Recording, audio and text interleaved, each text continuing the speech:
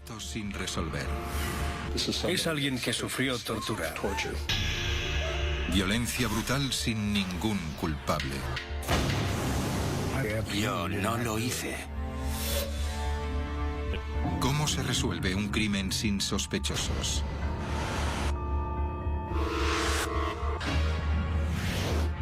Existe una escala para medir los comportamientos más oscuros del ser humano, los actos de maldad. Mide la mente criminal y el crimen. Desde asesinos impulsivos hasta asesinos en serie, los forenses tienen una herramienta para determinar cuál es el peor perfil de un psicópata. Asesinatos sin resolver. Misterios que causan miedo. El asesino del pintalabios aterrorizó Chicago a mediados de los 40. Descuartizó a una niña de 6 años. ¿Pero fue a la cárcel el culpable? La leyenda de la Dalia Negra comenzó con un cuerpo disecado. ¿Conoceremos algún día la verdadera identidad de los asesinos? Fort Worth, Texas, febrero de 1994. Encontraron un cuerpo en un almacén abandonado. Más de 10 años después, la policía todavía busca al asesino. El doctor Michael Stone es psiquiatra forense en la Universidad de Columbia. Es el responsable de la escala de maldad de 22 niveles. Cuanto más atroz sea el crimen y más racional el responsable, lo colocará más arriba en la escala. La escala me ayuda a navegar por el oscuro mundo del crimen violento. Normalmente, el Dr. Stone utiliza el motivo, el método y la mente para calibrar el nivel de maldad.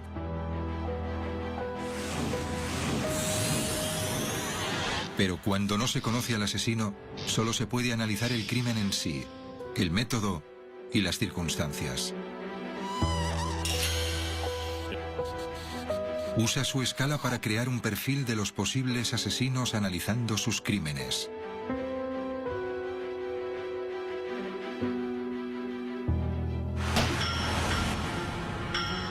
Junio de 1945.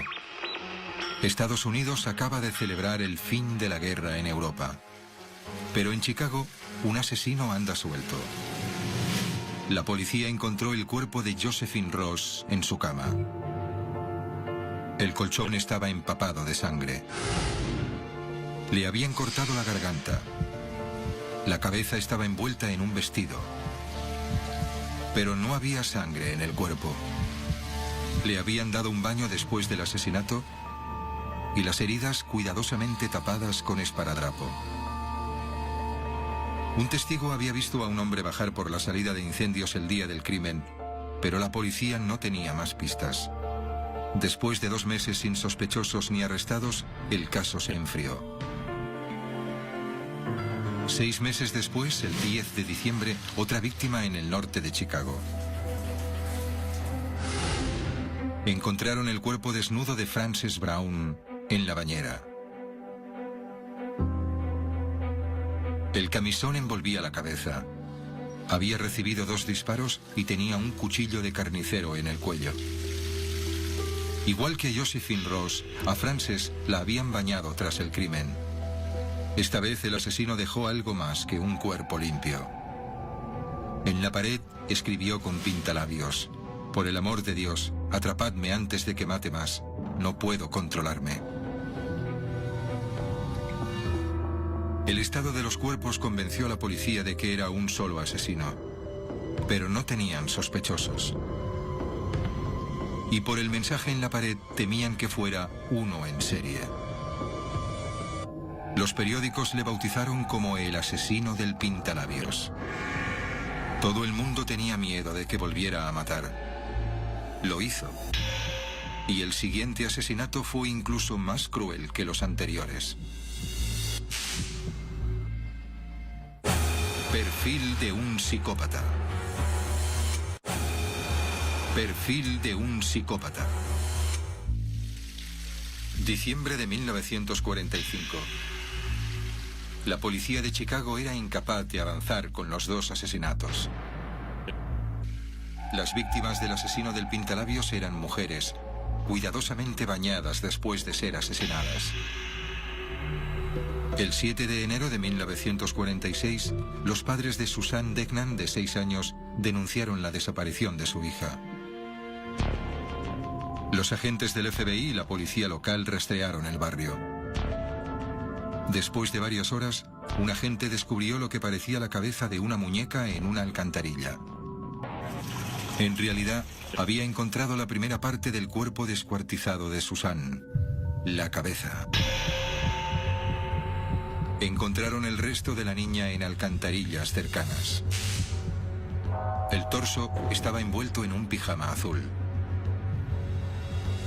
La autopsia reveló que el cuerpo de la niña no se troceó sin sentido, sino que fue cortado con una habilidad quirúrgica.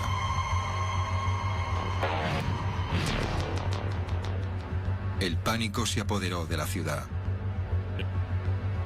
El psiquiatra forense Michael Stone ha creado un perfil del asesino a partir de lo poco que se conoció en aquel tiempo. Parece inusual que el asesino de una niña sea responsable de todos los crímenes, pero podría decir que seguramente era un hombre. A partir de los asesinatos se aprecian algunos patrones establecidos. El más llamativo es el deseo del asesino de cubrir el crimen, lavar los cuerpos, poner esparadrapo en las heridas, esconder miembros de la niña. Parece como si no pudiera ver lo que había hecho. Podemos asumir que tuvo un pasado de abusos, con una progresión que llevó a algo tan trágico como desmembrar a una niña. Es un psicópata con posible personalidad esquizofrénica. Por estas razones coloco al asesino en el nivel 18 de mi escala. Asesinos en serie, pervertidos sexuales. Después del asesinato de Degnan, reinó el pánico. Los padres no dejaban salir a sus hijos y cerraban puertas y ventanas. Los periódicos designaron al asesino del pintalabios como el criminal del siglo. En junio de 1946, la policía arrestó a un chico de 17 años llamado Bill Heirens. Un ladronzuelo con un largo historial delictivo que descubrieron irrumpiendo en una casa del mismo barrio en que asesinaron a Suzanne Degnan. Bill Heirens era un solitario. Lo admitieron en la Universidad de Chicago antes de cumplir 18 años. Era buen estudiante y le gustaba la ingeniería eléctrica. Le agradaba separar las cosas y volver a montarlas.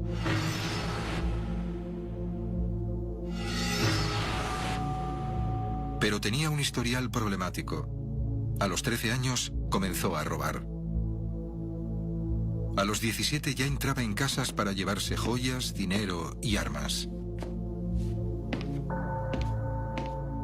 Los psicópatas no nacen de la noche a la mañana. Hay un periodo de gestación. Al principio sus crímenes parecen inofensivos, pero la maldad suele aumentar.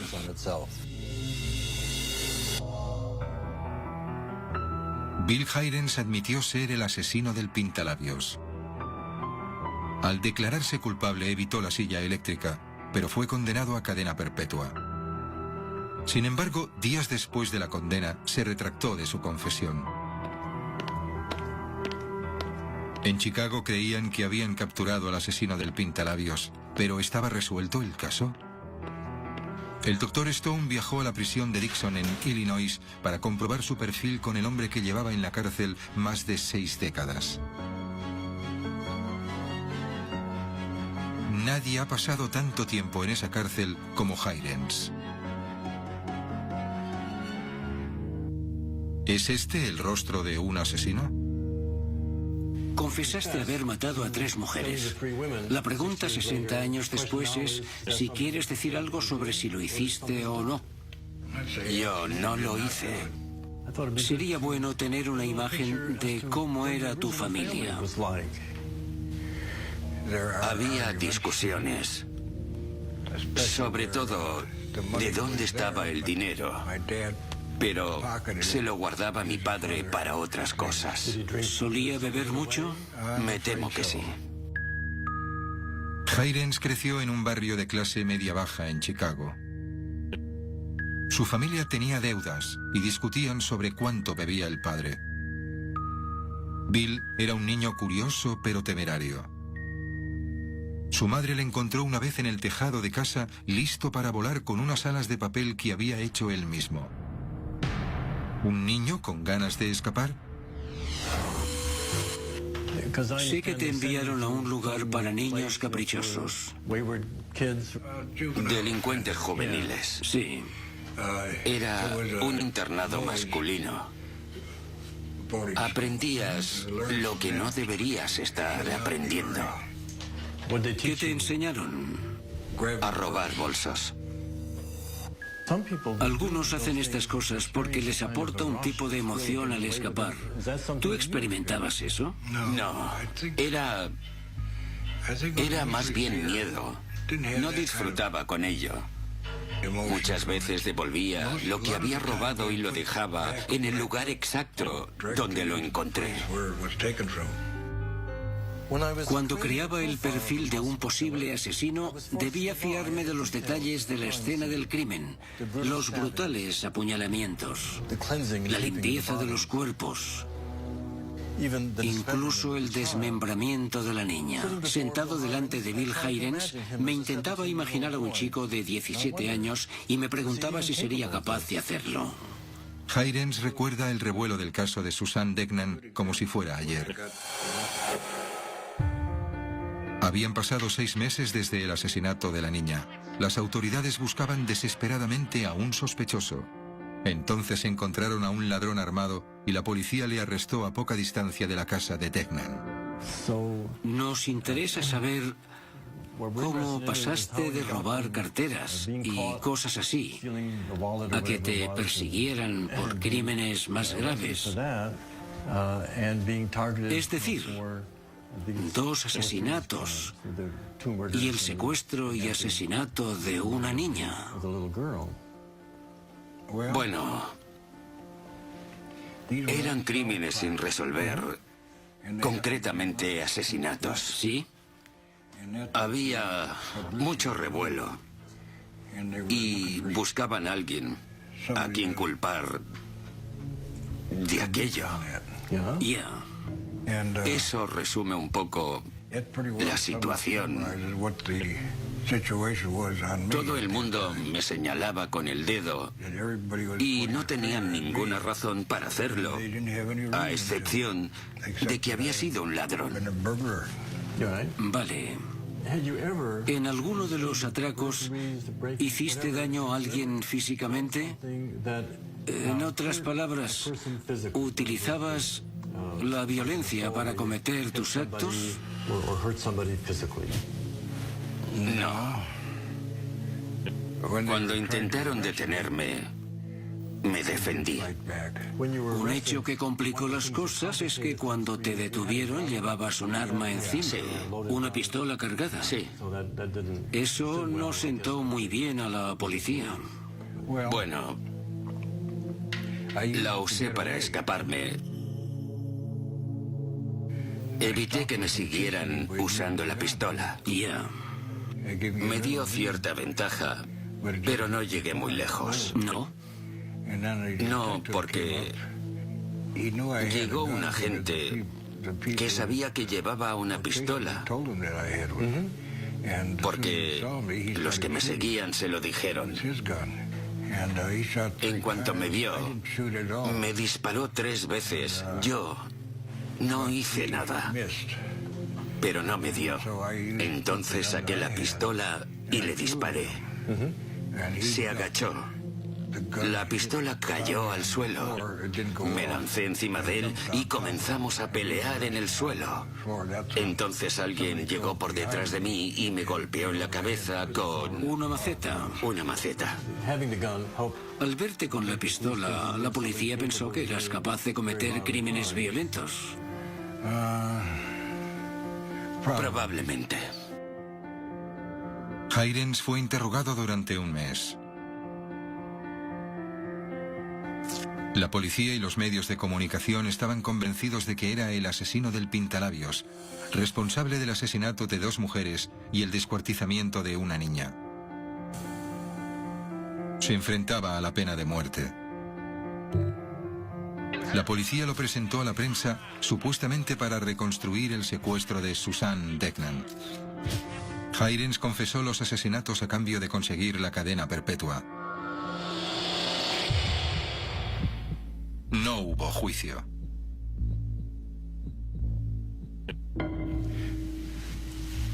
Cuando la niña murió, tuvo una enorme repercusión en los medios. Los periódicos no paraban. Sí. La gente estaba asustada. Un periódico de Chicago publicó la supuesta confesión de Hirons, aunque en realidad era inventada. La prensa se volvió histérica. La policía elaboraba pruebas contra mí. ¿Quién? La policía. La policía. Los investigadores. Lo sé porque lo publicaban los periódicos de entonces. Hirons dice que la policía de Chicago le hizo un interrogatorio muy duro. En 1946 los acusados tenían pocos derechos. Dice que le negaron un abogado, que recibió palizas y que no le dieron comida ni agua. Le interrogaron después de drogarle con tiopentato de sodio, conocido como el suero de la verdad. Le hicieron una punción lumbar sin anestesia. Le hicieron cruzar la ciudad con un dolor horrible para el test del polígrafo. Confesaste haber matado a las 3 mujeres. Y después de 60 años, la gente se pregunta ¿por qué dijiste eso realmente? Si hubiera ido a juicio con todo lo que decían en la prensa, me habrían condenado a muerte. Y si estoy muerto, no puedo probar que no cometí el crimen. Por eso debía seguir vivo. Estaría muerto si no me hubiera inculpado. Y no tendría manera de esclarecer esos crímenes. Pensé que podría hacerlo yo solo. ¿Estaba diciendo la verdad?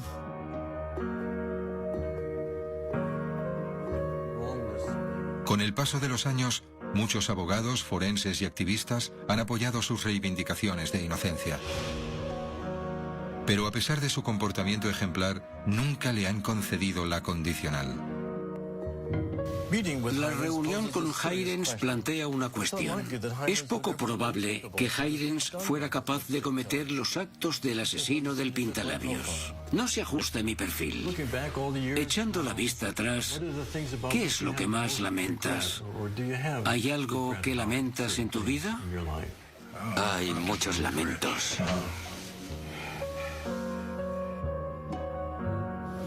Es una pérdida. Una gran pérdida. Podría haber hecho un montón de cosas en la vida y he pasado 60 años en la cárcel.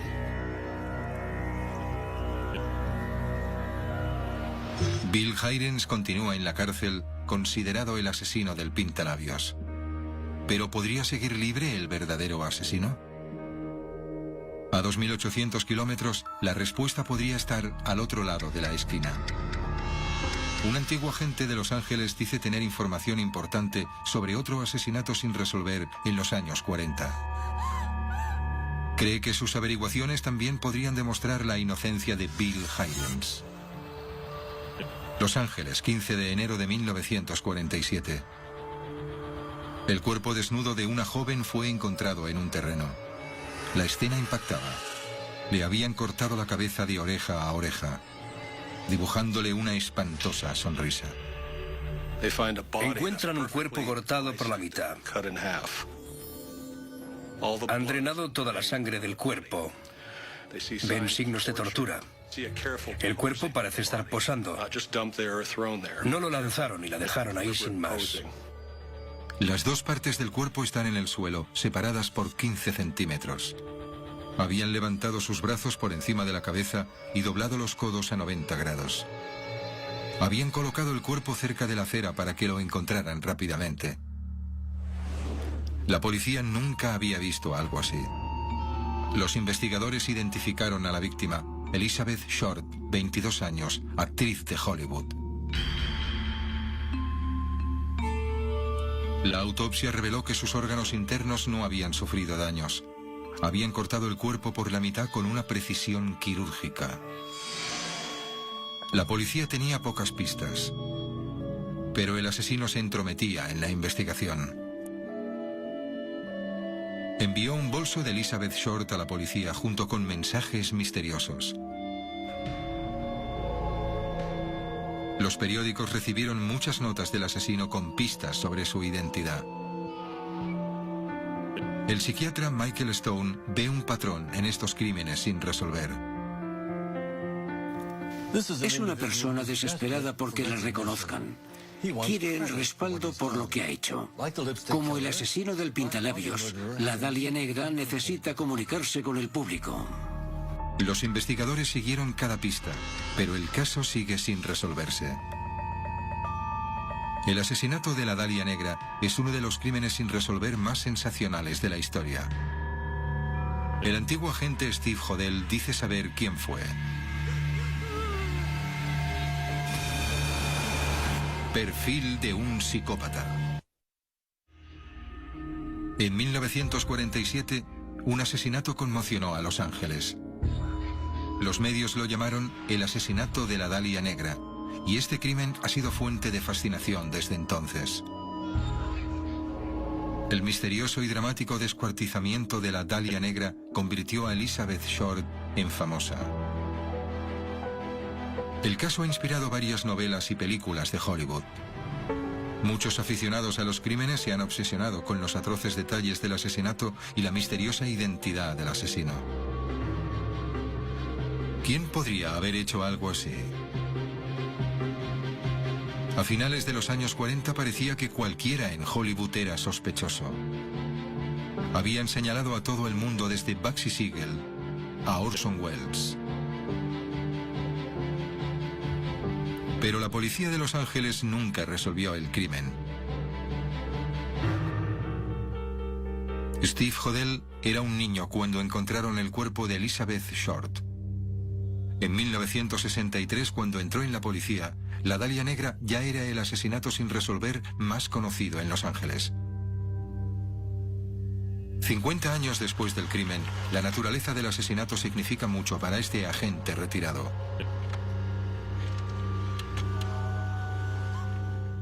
Claramente fue alguien que recibió tortura. Puede que 2 o 3 horas. Vemos que la bisecaron perfectamente. Solo hay una manera de dividir así el cuerpo sin tocar algún hueso, y es yendo entre la segunda y la tercera vértebra lumbar. No era un corte de carnicero, sino que debía ser alguien que dominara la medicina. En sus 40 años de carrera, Steve Hodel nunca ha tenido un caso tan sobrecogedor. Seguro que nunca imaginó la conexión personal que tendría con el asesinato de la Dalia Negra. Después de la muerte de su padre en 1991, Steve encontró la fotografía de una mujer desnuda. La había hecho su padre. Miré la foto y me pregunté de qué me sonaba la foto. Hoy todavía no sé por qué me venía a la cabeza la Dalia Negra. Steve cree que la persona de la fotografía es Elizabeth Short. Pero ¿por qué tendría esa foto George Hodel, su padre? Comencé a investigar porque no sabía casi nada a pesar de haber trabajado en la policía. Era el caso sin resolver más famoso, y descubrí que el crimen lo había cometido alguien con habilidad quirúrgica y pensé, interesante, papá tenía esa habilidad, pero nunca se me ocurrió que podría ser sospechoso. Pero mientras continuaba su investigación, todo parecía apuntar a un solo hombre. Dios mío, no puede ser. Existe la posibilidad. Su propio padre. Steve se convenció tanto de la culpabilidad de su padre que decidió reabrir el caso. Cree que hay circunstancias claras que relacionan a su padre con este asesinato. Steve las llama huellas de pensamiento. En una huella dactilar hay marcas, curvas, puntos. Mira los pensamientos como si fueran marcas, curvas, puntos de la mente. He juntado unos cuantos puntos que relacionan a George Hodel con el crimen. George Hodel era un joven prometedor muy bien dotado. A los 9 años era un prodigio del piano. Se le reconocía como genio, ya que el coeficiente intelectual era un punto superior al de Albert Einstein. Pero el genio tiene un precio. Su admisión en la universidad a los 14 años aseguraba que estaría socialmente aislado. Se volvió introvertido. Empezó a experimentar con drogas. Se fascinó con el arte, el sexo y la violencia. George se consideraba escritor y fotógrafo, pero nunca fue reconocido como tal. Se obsesionó con los rincones oscuros y peligrosos de Los Ángeles y se dejó llevar. Tras mentir sobre su edad, con 19 años encontró trabajo en un periódico como reportero de sucesos. Escribió crónicas de los asesinatos en las calles de Los Ángeles. La violencia parecía inspirarle. A menudo los genios tienen inestabilidad emocional, que unida a la obsesión precoz de George por la violencia puede ser una combinación peligrosa. Steve y su padre no eran muy cercanos, pero guarda buenos recuerdos. Era estricto, era formal. No era muy afectivo, pero su carisma era más importante que eso y nosotros lo adorábamos. Era como un dios para nosotros. George Hodel se hizo médico. Durante el día llevaba una clínica que trataba enfermedades venéreas. Steve cree que se enteraba de los secretos de las estrellas y magnates de Hollywood. Cuando entraba en una habitación parecía que lo hacía un rey o el papa. Tenía ese poder. Daba fiestas nocturnas en las que la élite de Hollywood disfrutaba con drogas y sexo. Toda esa gente espectacular venía de fiesta a pasarlo bien bebiendo. Henry Miller, Man Ray, John Huston. Estabas literalmente en el centro de Hollywood, aunque estabas totalmente aislado cuando entrabas en esa fortaleza de cemento. Steve cree que su padre conoció a Elizabeth Short en una de esas fiestas y que iniciaron una relación. La relación podría haber terminado en un solar abandonado con el cuerpo de Elizabeth cortado por la mitad. Steve ve conexiones entre su padre y el asesinato. Por su formación quirúrgica, ¿podría ser George Hodel el asesino de la Dalia Negra? La clave es la hemicorporectomía practicada en Elizabeth Short. Solo puede realizarse actuando entre la segunda y la tercera vértebra lumbar. Steve revisó datos en la Universidad de Medicina y había hecho más de 700 horas de cirugía. Claramente tenía formación en cirugía y la habilidad para bisecar un cuerpo. Steve ve la impronta de su padre en los mensajes anónimos que se mofaban de la prensa angelina. ¿Qué tenemos aquí? Titulares. Está enviando titulares de que no es un matón de la calle. Es alguien que sabe de periodismo. Y el amor de George por el surrealismo convenció a Steve de que era el asesino. Otra clave para entender el asesinato de la Dalia Negra es el surrealismo. Siempre se vio a sí mismo como un surrealista. No veía diferencia entre el sueño y la vigilia. Mientras otros creen en los surrealistas intelectualmente, él creía en ellos de todo corazón. Es una postura peligrosa porque te abre cualquier posibilidad. No hay reglas. No hay moralidad. No hay Dios. El artista surrealista Man Ray y George Hodel eran amigos. Compartieron una predilección por la perversión sexual y la dominación violenta de mujeres. Parece que Man influyó mucho en George. Esta relación llevó a Steve a considerar la colocación del cuerpo de Elizabeth. He revisado las fotos de la escena del crimen y al principio me molestaron. La pose deliberada. ¿Qué veía aquí? ¿Qué quería decir el asesino? Empecé a revisar las fotos de Man Ray. Muchas mostraban decapitación, cuerpos segmentados. Una de sus fotografías más famosas se llamaba El Minotauro. Un cuerpo de mujer bisecado por la cintura y las manos en esta posición para representar los cuernos es un toro. El Minotauro era mitad hombre, mitad toro, que devoraba a jóvenes doncellas que permanecían en el laberinto. ¿Inspiró la obra de Man Ray el crimen de George Hodel? El cuerpo de Elizabeth Short perfectamente disecado. La pose deliberada. El corte grotesco en la boca. ¿Era la Dalia Negra la obra de arte de George Hodel? Completó una obra de arte del surrealismo. El cuerpo de Elizabeth Short era su lienzo, el bisturí su pincel. Creó algo que él sabía que viviría para siempre.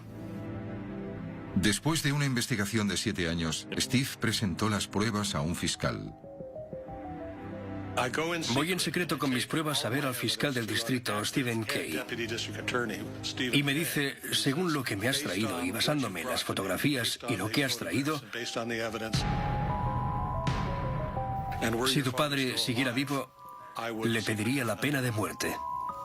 Pero por algunas circunstancias, la investigación del asesinato de la Dalia Negra continuará sin resolverse, según Steve. Todos estos informes han desaparecido de la policía.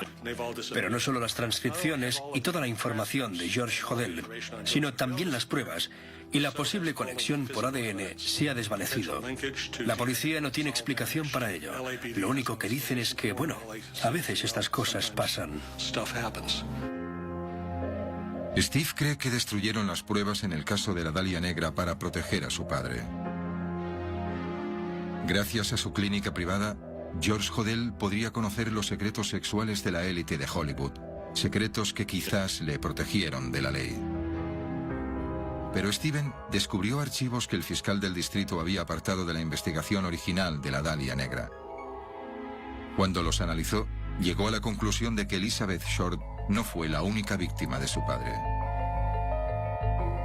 Los archivos del caso mostraban que George Hodel viajó a Chicago en 1946, el año en que Susan Degnan fue descuartizada. Susan es una de las víctimas por las que Bill Heirens está acusado. Los asesinatos de la Dalia Negra y Susan Degnan tienen similitudes. Ambas víctimas fueron seccionadas por la cintura, con un corte preciso entre la segunda y la tercera vértebra. La clave es la hemicorporectomía que realizó en Degnan. Es un sello único. Solo puede hacerse cortando entre la segunda y la tercera vértebra lumbar. Es un lugar específico. Esto sucedió con Degnan y sucedió con Elizabeth Short. Para Steve, los asesinatos de Elizabeth Short y Susan Degnan compartían otra coincidencia difícil de ignorar. El cuerpo de la Dalia Negra fue descubierto en la calle Norton de Hollywood. Junto a esa calle está el Boulevard Degnan. Degnan, el apellido de la niña descuartizada en Chicago. Steve cree que su padre intentaba enviar un mensaje al mundo. Giró hacia la izquierda pensando que seguía en Degnan y siguió hasta el 3815 de la calle Norton. Colocó allí el cuerpo y se fue a casa. Parece que George Hodel se equivocó de calle. Si quería enviar un mensaje, nadie lo captó en su momento. Creo que fue la mofa definitiva. Les decía a los policías, si sois lo suficientemente listos y descubrís esto, podréis relacionar el asesinato de Degnan y el de la Dalia. Para Steve, el hecho de que Elizabeth conociera el asesinato de Degnan pudo haber precipitado su muerte. Lo que sabemos ahora a partir de los archivos del fiscal es que Elizabeth descubrió la implicación de George. Creo que averiguó que era un asesino y eso firmó su sentencia de muerte. ¿Podría ser George Hodel el responsable de dos de los asesinatos más famosos de Estados Unidos? La mutilación de Elizabeth Short y el descuartizamiento de Susan Degnan. ¿Se le puede relacionar con las otras víctimas del asesino del pintalabios? ¿Es inocente Bill Heirens? El Dr. Stone revisó el perfil de Hodel y barajó la posibilidad de que asesinara a la Dalia Negra y fuese el asesino del pintalabios. Según los perfiles de ambos casos, parece claro que el mismo asesino podría cometer ambos crímenes. George Hodel era un hombre claramente perturbado y, aunque brillante, tenía el sentido de la realidad distorsionado. Hay razones para creer que Hodel disfrutó con el horrible asesinato de Elizabeth Short y con todo lo demás que hizo en su larga vida. Puede que nunca sepamos quién fue el asesino del pintalabios, pero Hodel podría ser más que capaz de hacerlo. Si Steve tiene razón, colocaría a George Hodel en lo más alto de mi escala, nivel 22. Psicópatas con la tortura como motivo principal. Pero quedan preguntas sobre Bill Heirens, el hombre que acabó en la cárcel como el asesino del pintalabios. En mi primera reunión con él, no me pareció que su perfil se ajustara al de un asesino.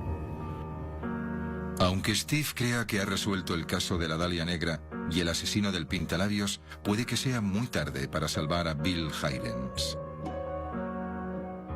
Lo triste es tener a un hombre cumpliendo 60 años por una condena equivocada.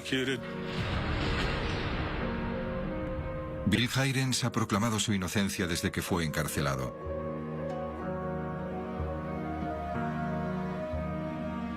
A pesar de las apelaciones y las alegaciones de Hodel, Heirens continúa en prisión. Solo se declaró culpable para salvarse. Le dijeron, te vamos a ejecutar, te freiremos, confiesa o muere. Tomó la decisión correcta. Un chico de 17 años, agredido y bajo una dureza extrema, estaría muerto. Lo habrían matado en menos de un año si se hubiera declarado inocente. Steve está convencido de que su padre, George Hodel, era un psicópata. Basándome en mi investigación de 7 años, sabemos que George Hodel cometió el asesinato de la Dalia Negra. También estoy convencido de que William Heirens no asesinó a Susan Degnan y que lleva 60 años en la cárcel por un crimen que cometió George Hodel. Perfil de un psicópata. Lo desconocido. Lo que no tiene solución. ¿Qué nos dice sobre la mente de los asesinos algunos de los crímenes sin resolver más conocidos? ¿Puede haber asesinos entre nosotros? Bill Heirens fue a la cárcel por ser el asesino del pintalabios, responsable del asesinato de 2 mujeres y una niña de 6 años. Hoy, muchos creen que fue acusado injustamente, pero hay pocas probabilidades que le concedan la libertad condicional.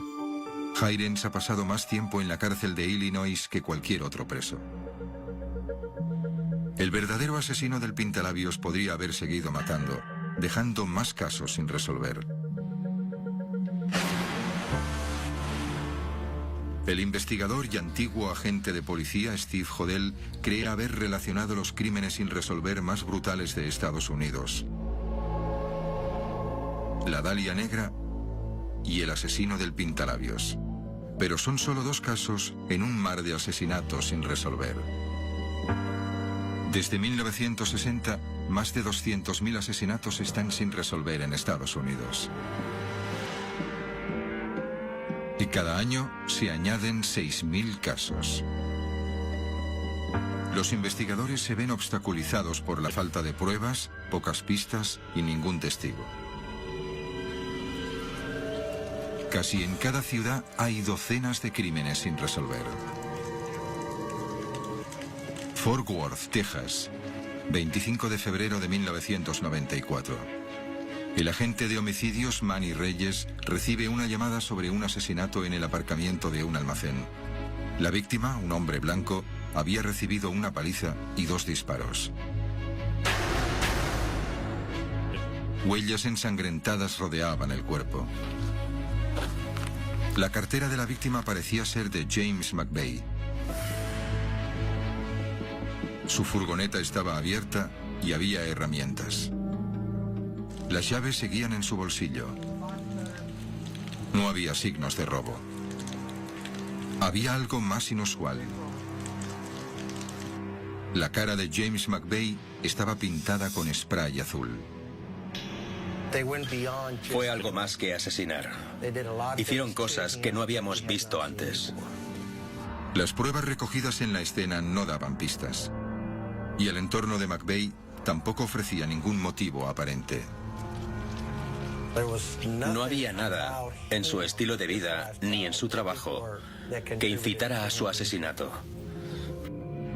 Un testigo dijo que había visto la furgoneta de McVeigh flanqueada por 2 coches. Podría haber varios involucrados.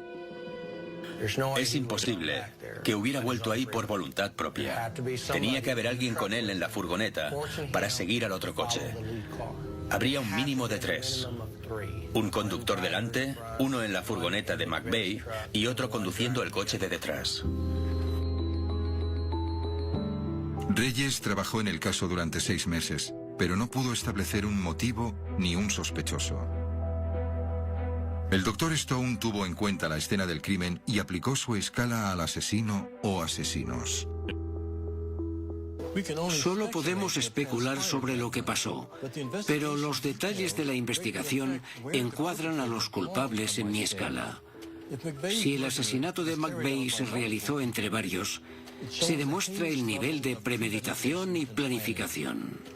No hubo robo y eso sugiere que la única razón del asesinato era el placer de matarlo. ¿Le pintaron la cara antes del asesinato? En ese caso sería una forma extraña de tortura. Colocaría a los asesinos en el nivel 16, reservado para psicópatas planificadores que cometen actos viciosos y fuera de lo normal repetidamente. Soy Reyes. Necesito sacar algo de la sala de pruebas. Han pasado más de 10 años del asesinato de James McVeigh y aún no hay pistas. Pero Reyes revisa periódicamente las pruebas con la ilusión de encontrar alguna pista nueva.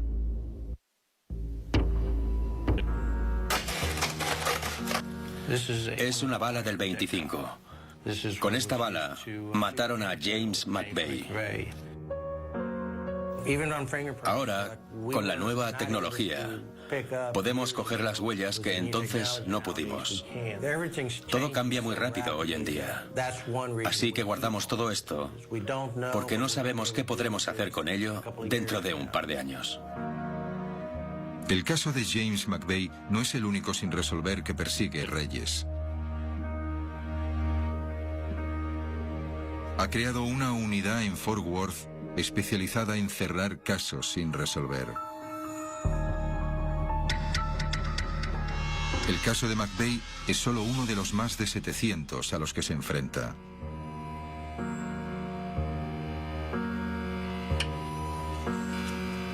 No hay ningún caso que podamos decir que nunca vaya a ser resuelto.